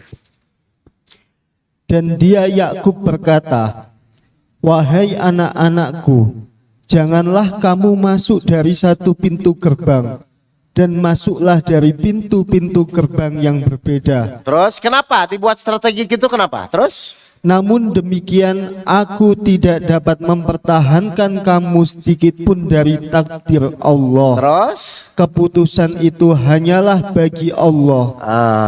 Terus? Kepadanya aku bertawakal dan kepadanya pula bertawakallah orang-orang yang bertawakal. Baik, perhatikan. Nabi Yakub buat strategi nggak supaya tidak ditangkap anaknya semua? Buat strategi kan? Tapi di statement terakhir setelah strategi itu dibuat, Nabi Yakub bilang apa? Coba Mas Fala, masuklah dari semua pintu, terus tapi wahai anak-anakku, wahai anak-anakku, janganlah kamu masuk dari satu pintu gerbang, dan masuklah dari pintu-pintu gerbang yang berbeda. Jadi buat strateginya apa ikhtiar Pak? Buat, tapi kita lihat, perhatikan statementnya. Terus? Namun demikian apa? Aku tidak dapat mempertahankan kamu sedikit pun dari takdir Allah. Jadi meskipun kita buat strategi, buat rencana, tapi Nabi Yakub di kepalanya sudah meyakini, menanamkan kalau keputusannya nanti tidak sesuai, kalau nanti hasilnya belum terwujud, maka Nabi Yakub apa? Beriman kepada qada dan qadar. Berarti Nabi Yakub tuh di sini berserah dirinya di awal atau di akhir? Buat strategi, targetnya ada, tapi dia berserah dirinya di awal atau di akhir? Lah ini sudah terjadi belum? Belum. Coba sekali lagi baca. Wahai anak-anakku, janganlah kamu masuk dari satu pintu gerbang dan masuklah dari pintu-pintu gerbang yang berbeda. Terus, Namun demikian, aku tidak dapat mempertahankan kamu sedikit pun dari takdir Allah. jadi Nabi Yakub berserah dirinya di awal atau di akhir? Di awal, supaya apa? Supaya tidak kecewa kalau nanti hasilnya belum sesuai. Loh, mohon maaf, Bapak Ibu selama ini ikhtiar tuh berserah diri di awal atau di akhir? Allah.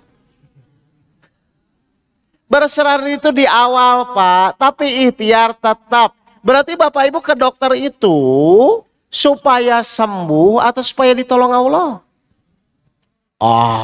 Yang benar. Berserah diri itu di awal, Pak. Buat strategi, buat target silahkan.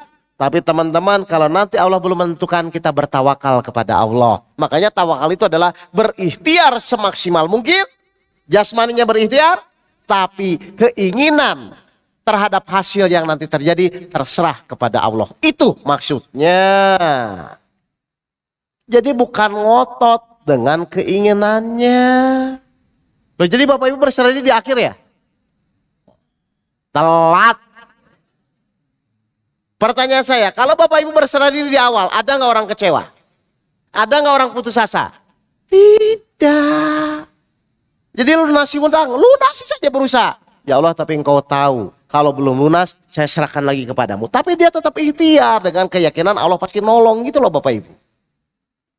Jadi ikhtiar juga yang beres ya hatinya ya. Jadi ikhtiar itu berserah diri itu di awal. Makanya tadi Nabi Yakub bilang, tapi namun demikian aku tidak bisa membebaskan keinginanku atau ketetapanku terhadap takdir Allah. Kan kita di rukun iman yang kelima kalau nggak salah ya. Atau keenam, beriman kepada qada dan qadar. Jadi nanti kalau hasil ikhtiar itu tidak sesuai dengan keinginan kita kecewa atau tidak? Tidak kecewa bagi yang berserah diri di awal, tapi akan kecewa ketika kita berserah diri di akhir. Karena kalau di akhir hanya pasti dipaksa. Kalau di awal kesadaran, kalau di akhir pasti dipaksa. Ayo Bapak Ibu berobat itu supaya sembuh atau supaya tawakal? Hah? Bapak Ibu selama ini berobat itu supaya sembuh atau tawakal? Sembuh. Akhirnya kalau nggak sembuh, kecewa nggak? Nah itu yang iblis tunggu. Masuk pasti iblisnya. Akhirnya Bapak Ibu stres, bingung, merasa Allah nggak menolong, merasa Allah tidak baik. Kan ujungnya begitu. Tapi kalau Bapak Ibu misalnya niat, saya pokoknya ikhtiar ke dokter supaya bertawakal kepada Allah. Mau sembuh tidak sembuh ya Allah, saya tetap berobat. Itu maksudnya. Makanya kalau Bapak Ibu bisa begitu, bisa bertawakal kepada Allah, apa yang Allah sampaikan kepada orang-orang bertawakal? Surat 3 ayat 159. Langsung bawahnya aja Mas Wala. Sungguh. Ya. Sungguh Allah mencintai orang yang bertawakal. Maka kalau Bapak Ibu bertawakal kepada Allah, Allah akan apa? Mencintai kita. Adakah yang lebih penting dari cintanya Allah? Nah, jadi ingin sembuh atau ingin cintanya Allah? Tapi kalau sudah dicintai Allah, biasanya Allah sembuhkan. Kalau sudah dicintai Allah, Allah selesaikan. Surat 3, 159, tapi bawahnya aja Pak. Loh, jadi Bapak Ibu ikhtiar selama ini itu supaya selesai atau supaya tawakal? Halo? Supaya selesai. Emang kita bisa menentukan? Oh.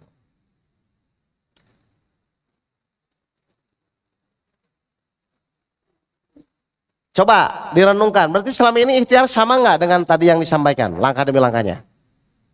Beda. Beda. Pantesan.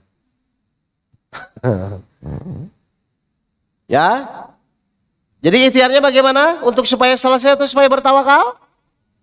Bertawakal kepada Allah. Berarti tetap hasil dapat yang terbaiknya. Tetap dapat hasil terbaiknya. Surat 6 ayat 57.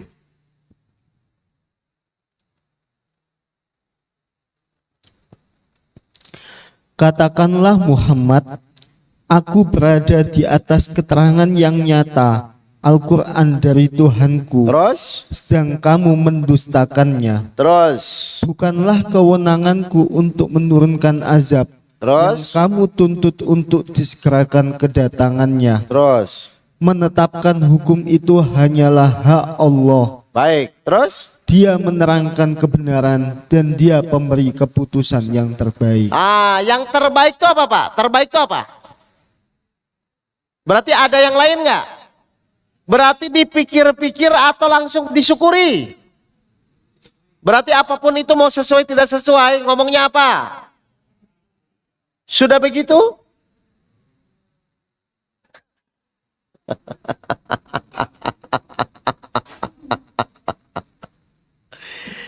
Sudah begitu atau belum? Kenapa nggak yakin keputusan Allah yang terbaik? Lupa lagi alasannya.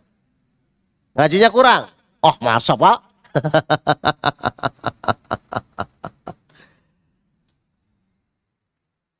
Loh berarti sekarang tugas ibu tuh memikirkan bagaimana solusi atau mengikuti langkah-langkah tadi? Ikuti aja langkah-langkahnya. Al-Baqarah 216. Surat Al-Baqarah 216. Apa kata Allah? Diwajibkan atas kamu berperang, padahal itu tidak menyenangkan bagimu. Terus. Tetapi boleh jadi kamu tidak menyenangi sesuatu, padahal itu baik bagimu. Terus. Dan boleh jadi kamu menyukai sesuatu, padahal itu tidak baik bagimu. Berarti yang terbaik itu yang kita inginkan atau yang Allah putuskan? Lah kalau gitu masalahnya di mana? Bapak Ibu kecewa tuh kenapa? Tidak sesuai dengan? Emang Bapak Ibu tahu keinginan Bapak Ibu baik? Lah terus kenapa kok kecewa? Belum tentu juga baik. Saya ulang, berarti yang terbaik itu yang Allah putuskan atau yang kita inginkan? Berarti harusnya ada nggak orang kecewa? Ada nggak orang sedih? Berarti kalau masih ada tuh wajar atau kurang ajar? Nah Bapak Ibu selama ini wajar atau kurang ajar? Sudah berapa lama?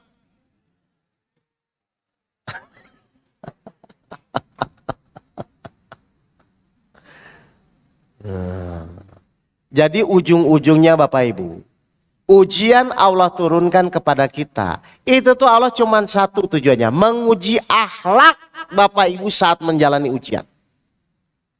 Awas Bapak Ibu. Allah menurunkan ujian kepada kita, Allah tuh cuma ingin menguji akhlak Bapak Ibu saat menjalani ujian. Kalau Bapak Ibu tetap ridho, tetap ikhlas, tetap qanaah kepada Allah, maka akhlak Bapak Ibu berhasil lulus dari ujian. Tapi kalau Bapak Ibu terjebak, ingin cepat selesai, menghalalkan segala cara, berarti Bapak Ibu salah di dalam menjalani ujian. Kalau Bapak Ibu masih seperti itu, terus bedanya sama orang kafir apa? Orang beriman diuji pusing, orang kafir pusing lah, terus bedanya?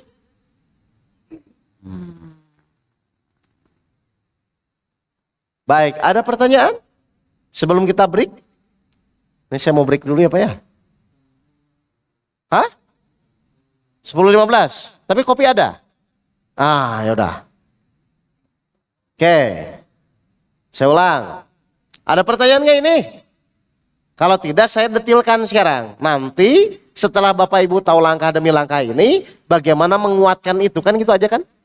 Supaya saya nanti pas ada masalah, nggak melenceng lagi, nggak meleos lagi, tapi fokus lagi, balik lagi, fokus lagi gitu loh Bapak Ibu. Coba, kok ini bingung? Kan punya masalah semua kan? Nggak mau nanya.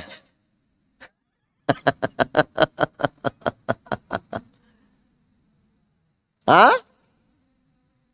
Oh sudah menerima aja, nggak mau nanya ini benar. Belajar menerima. Baik, menerima tuh belajar atau otomatis? Nggak bisa ditolak juga masalahnya. Surat 6 ayat 134. Nggak perlu belajar Bu, itu otomatis. Cuman ada yang ikhlas menerimanya, ada yang tidak. Kalau ikhlas jadi pahala, kalau tidak jadi dosa. Kan gitu aja.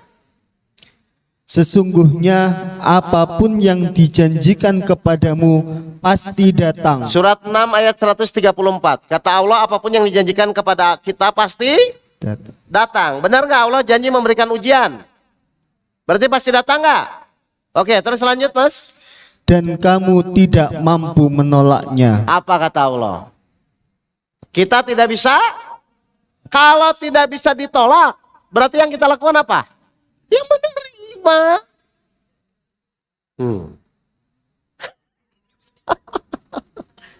Jadi Bapak Ibu selama ini berusaha menolak begitu. Lo kan gak bisa ditolak.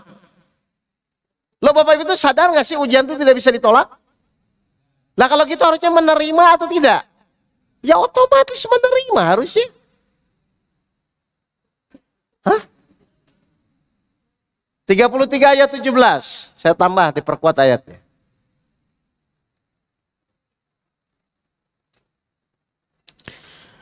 Katakanlah, siapakah yang dapat melindungi kamu dari ketentuan Allah Oh, jika dia menghendaki bencana atasmu atau menghendaki rahmat untuk dirimu? terus?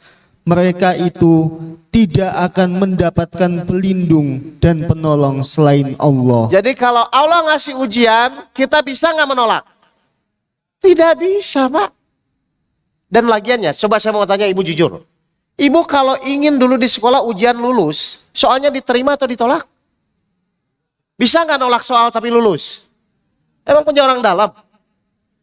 Lah sekarang Allah ngasih ujian, kalau ingin lulus berarti langkah yang pertama apa? Diterima. Tadi caranya yang tadi saya jelaskan dengan keyakinan. Ujian sesuai kemampuan, kesulitan ada akan kemudahan. Itulah Bapak Ibu. Jadi kalau tidak bisa ditolak, ngapain itu berusaha? Atau kalau bisa barangkali gitu. Bisa nolak. Atau satu lagi lah yang dikuatkan. Surat 4 ayat 78. Ini lebih kuat lagi. Jadi jangan coba-coba nolak ya Bapak Ibu ya. Ayat berapa Ustaz? Surat 4 ayat 78. 78. Dimanapun kamu berada, kematian akan mendapatkan kamu. Kendati pun kamu berada di dalam benteng yang tinggi dan kukuh. Bisa lari dari masalah? Nggak bisa. Loh Bapak Ibu tuh sadar nggak kita tuh nggak bisa lari dari masalah? Sadar atau pingsan? Ya kita nggak bisa ya mau lari kemanapun Bapak Ibu akan dikejar terus. Ya jadi tolong Bapak Ibu menyadari dulu. Oh iya ya. Toh mau menerima mau nolak pun kita tetap nggak bisa menolak. Berarti tugas kita hanya menerima lalu menjalani ikhtiar dengan mengikuti petunjuk Al-Quran. Begitu aja sebenarnya.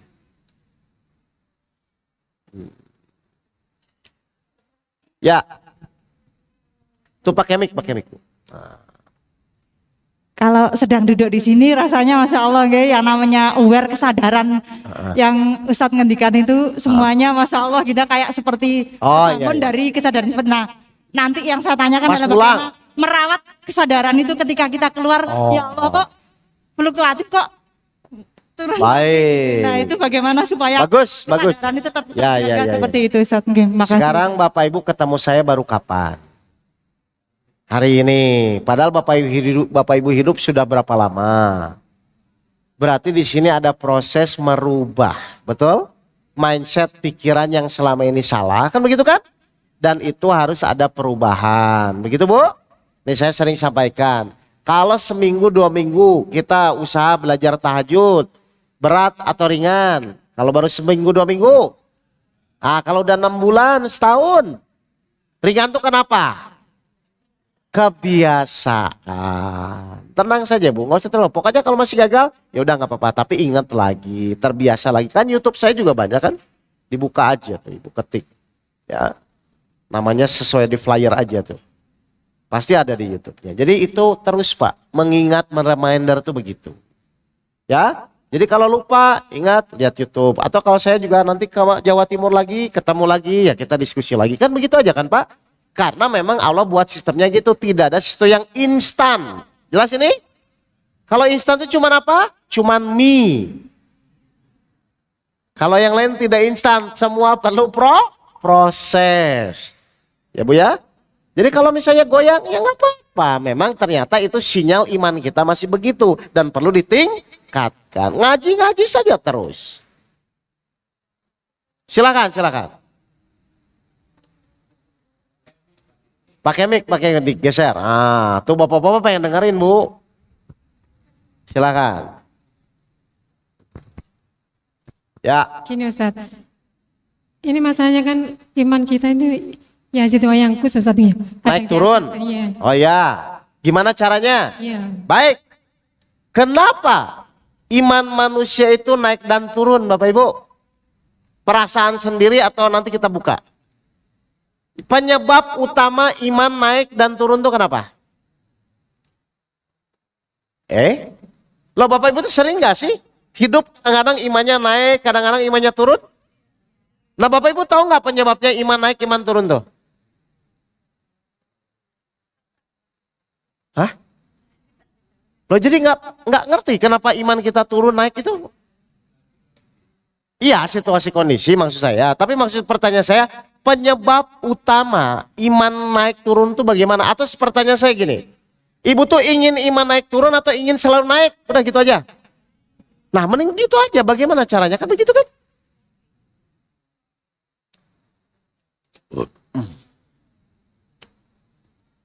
Padahal Bapak Ibu juga tahu nanti jawab. Oh itu jawabannya, pasti begitu.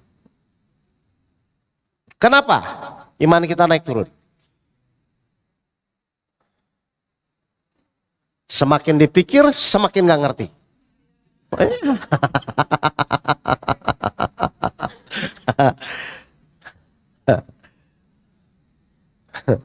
Ayo, nggak apa-apa, ada jawab? Baik, sini saya jawab ya. Nanti ibu bapak silakan diskusi dengan saya. Kita dari dulu pernah nggak disuruh zikir atau suruh mengucap la haula wala quwata? Itu tuh artinya apa Bapak Ibu? Berarti manusia itu sebenarnya mampu atau tidak mampu? Benar. Untuk menyelesaikan masalah kita pun kita mampu atau tidak mampu, Bu? Baik, pertanyaan saya. Kalau kita tidak mampu, yang membuat jadi beban Bapak Ibu apa? Enggak, saya ulang. Kalau kita tidak mampu, ini kita tidak mampu loh Pak. Yang menjadi beban buat Bapak Ibu apa? Bukan. Gini, mohon maaf nih saya ngomong. Ibu untuk kentut pun, itu tuh bisa kentut sendiri atau ditolong Allah. Ibu bisa tidur pun, itu tuh tidur sendiri atau ditidurkan Allah. Lah berarti posisi kita mampu atau tidak? Lah kalau kita tidak mampu, yang dikhawatirkan apa? Lo mau ditolong mau tidak, wong kita tidak mampu kan? Berarti yang membuat ibu imannya turun naik kenapa? Karena kadang-kadang kita merasa mampu. Itu masalahnya. Loh, kalau tidak mampu mau ke kanan, mau ke kiri, mau ditolong, mau enggak kan terserah. Ayo. Padahal pertanyaan saya, Allah tuh akan menolong kepada orang yang merasa mampu atau yang tidak mampu. Nah kenapa Bapak Ibu pada saat menjalin masalah tidak munculkan rasa tidak mampu gitu loh. Ngerti nggak Bu? Jadi yang membuat ibu iman naik turun tuh karena secara tidak sadar kita tuh merasa mampu. Kalau merasa mampu akhirnya khawatir. Mohon maaf, kita tidak mampu menyelesaikan masalah. Betul? Tanpa pertolongan Allah ya. Kita tidak mampu menyelesaikan masalah. Terus masalah kita tidak selesai. Masalah enggak? Kita tidak mampu menyelesaikan masalah. Terus masalah kita tidak selesai. Masalah enggak? Masalah enggak? Kita tidak mampu menyelesaikan masalah. Masalah kita tidak selesai. Masalah enggak? Tidak masalah. Kita mampu menyelesaikan masalah. Masalah kita tidak selesai. Masalah enggak? Masalah karena kita mampu. Tapi kalau tidak mampu, masalah atau tidak? Nah, selama ini tuh Bapak Ibu tuh merasa mampu atau tidak mampu? Lalu terus la haula wala quwata illa billah selama ini kemana?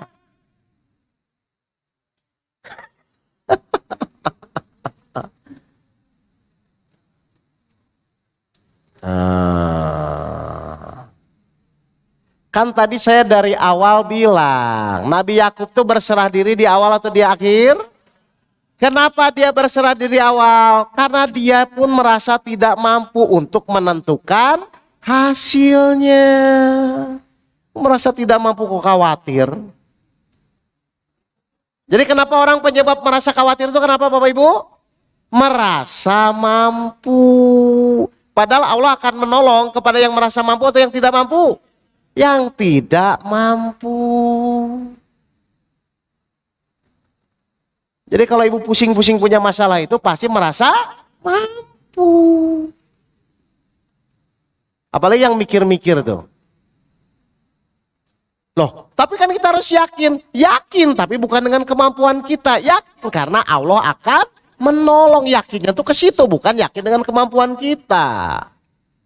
Nah ini juga kegeser lagi sama setan biasanya. Jadi kita tuh yakin bisa menyelesaikan masalah itu karena kemampuan kita atau karena pertolongan Allah? Kenapa kita yakin karena pertolongan Allah? Karena kita tidak mampu, makanya Allah pasti nolong. 1, 2, 3, ibu bisa berenang, setengah bisa, setengah tidak bisa. Yang satu bisa, yang satu setengah bisa, yang satu tidak bisa. Nyemplung bareng-bareng ke empang. Kira-kira yang ditolong yang mana dulu? Merasa mampu, setengah mampu, tidak mampu. Yang Allah tolong yang mana dulu? Yang merasa tidak mampu. Makanya berserah diri di awal saja. Ya Allah, saya nggak ngerti, saya nggak mampu, tapi karena Engkau memerintahkan saya suruh ikhtiar, maka saya jalani mengikuti Al-Quran. Baru Allah tolong, baru Allah tolong. Jadi pertanyaan saya, khawatirnya di mana?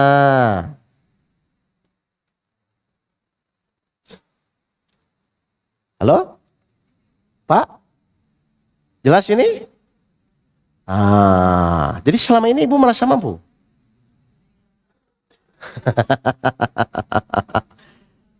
Nah, kan enak kan ngikuti Al-Quran saja kan? Jadi orang merasa terbebani, orang imannya turun itu pasti dia merasa mampu. Merasa mampu untuk menyelesaikan, merasa mampu untuk menentukan, itu akhirnya dia menderita dengan dirinya. Padahal maksud Allah itu, kenapa kita disuruh minta tolong sama Allah? Biar Bapak Ibu sadar, Bapak Ibu itu tidak mampu. Kan begitu kan? Makanya Allah nawarkan pertolongan kan?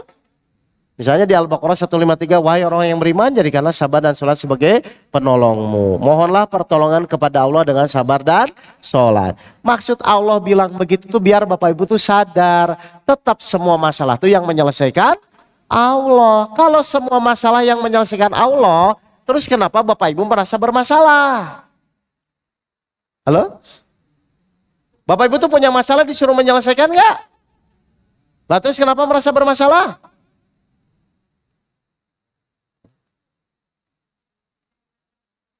Tolong dijawab. Wah, menata hati nih sekarang lah ya.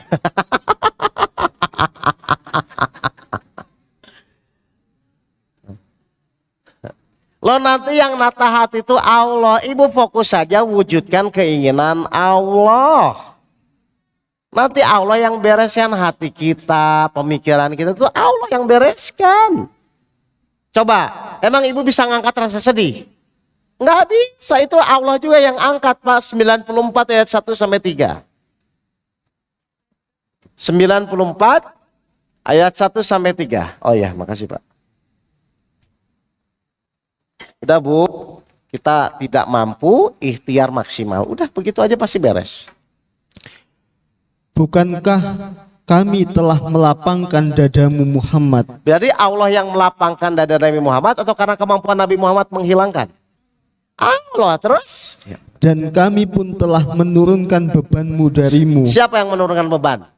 Allah, bukan Nabi Muhammad. Terus? Yang memberatkan punggungmu. Jadi nanti hati ibu diangkat jadi plong, dibuat jadi tenang itu gara-gara bukan kemampuan kita, tapi Allah yang angkat, Allah yang hilangkan. Setelah Bapak Ibu di jalan yang lurus. Jalan yang lurus itu apa tadi? Mewujudkan keinginan Allah. Allah tuh ingin kita sabar atau cepat selesai? Berarti Bapak Ibu mewujudkan sabar atau cepat selesai?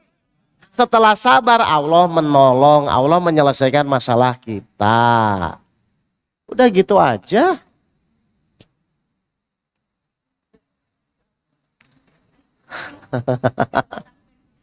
Masih mikir praktek, nanti prakteknya di luar. Ini masih ngaji teorinya kan, udah mikirin praktek kan? Kan ini masih ngaji. Nah ini loh, baru datang masalah udah mikir jalan keluarnya, ini orang tuh gitu Pak. Bukan mikir langkah demi langkah gitu loh.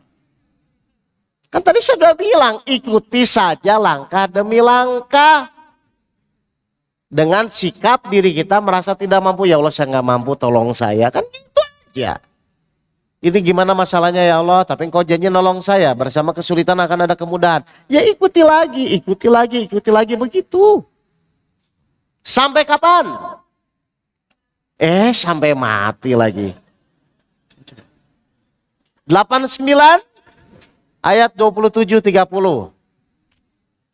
Sampai mati. Wahai jiwa yang tenang. Sampai kapan? Sampai jiwanya jadi jiwa yang tenang. Bukan mati dalam keadaan tenang, ini masih hidup. Kalau Bapak Ibu jiwanya sudah tenang, ya, berarti ada masalah, tidak ada masalah. Masalah enggak kalau sudah tenang? Tenang tuh gara-gara apa? Yakin bahwa Allah pasti menyelesaikan. Tenang tuh gara-gara apa? Gara-gara tidak merasa mampu. Gara-gara yakin Allah pasti nolong. Yakin kepada janji Allah, ya ikuti aja. Jadi Bapak Ibu tuh dididik Allah tuh jiwa yang tenang atau nafsu mutmainnah. 89, silakan Pak.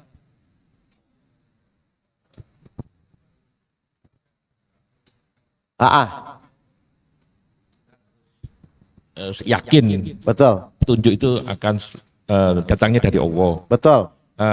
Saya ingin bertanya terkait dengan surat atau Quran surat Ar-Ra'd 11 itu ya, yang sering dijadikan sebuah motivasi. Oh bagus.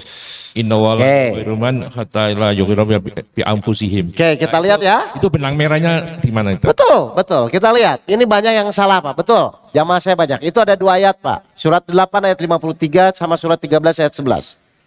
Coba 8 ayat 53 aja. Kalau 13 11 kan di atasnya malaikat-malaikat dulu terus baru. Kalau ini 8 ayat 53 langsung. Ya.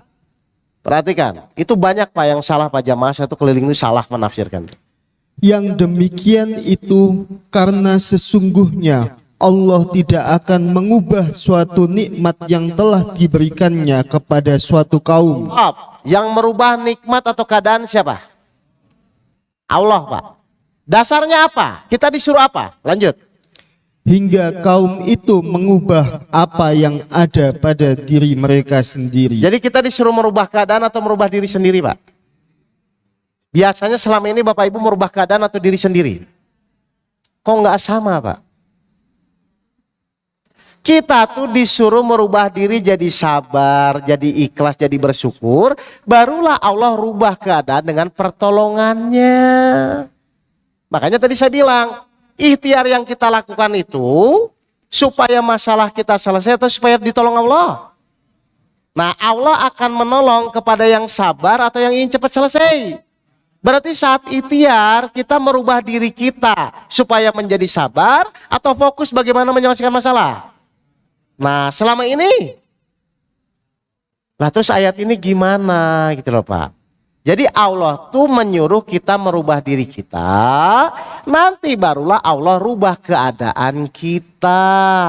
Berarti ketika istri Bapak cerewet, Bapak tuh ingin merubah istri atau merubah diri Bapak jadi sabar? Enggak biasanya. Kok jadi merubah istri? Istri itu soal ujian. Kita rubah diri kita jadi sabar, maka Allah akan bolak-balikan hati istrinya. Maka istrinya nanti otomatis berubah. Karena Allah menolong kita karena kesabaran kita. Jelas ini Bapak ini? Jadi nanti yang merubah kita atau Allah? Allah. Nanti Allah rubah istrinya Pak. Tapi istrinya tetap itu, akhlaknya yang berubah. Ya. Ini banyak yang salah memang Pak. Kita tadi suruh merubah diri kita supaya layak ditolong. nanti Allah rubahlah keadaan, hutangnya lunas, sakitnya sembuh. Berdasarkan perubahan diri kita dari yang tidak yakin jadi yakin. Dari yang tidak sabar jadi sabar.